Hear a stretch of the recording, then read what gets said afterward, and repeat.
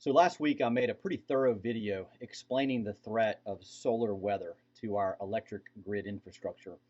And in that video at the time, last Friday, there was a solar storm. We were told a major solar storm coming towards Earth. There was lots of news headlines saying that it was warnings that hadn't been, this large in nearly 20 years. And a lot of us were worried, right? And in that video, of course, I explained how coronal mass ejection from the sun can cause these ground-induced currents that go through the crust of the earth and can really catastrophically damage our transformers, right? This could be really, really bad for our grid. And thank God it wasn't, right? The storm that hit us, and you should know that these are very difficult to predict. It's almost impossible to predict what kind of ground-induced currents are going to come into the grid. The size of the storm, while it was significant, it was the largest in 20 years, was still roughly just 1/20th of the size of the storm I talked about in that last video, the Carrington Event, the 1859 Carrington solar superstorm. It was much smaller than the 1989 Hydro-Quebec storm. You probably remember from that video I showed you the pictures of the internals of a transformer that was catastrophically damaged in 1989.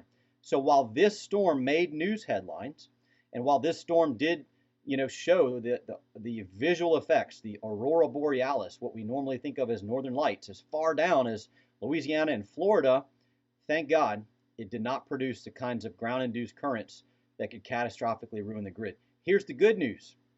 As I mentioned in the previous video, at the time, neutral ground blockers produced by EMPRIMUS were activating 6 hours to 24 hours before they were predicted, before these storms were predicted to hit Earth.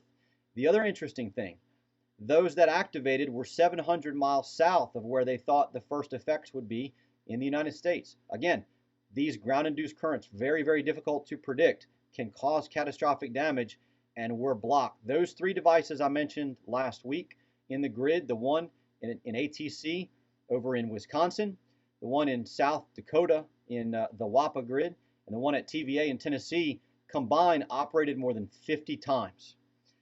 And what that means is that the technology works, that there were ground-induced currents.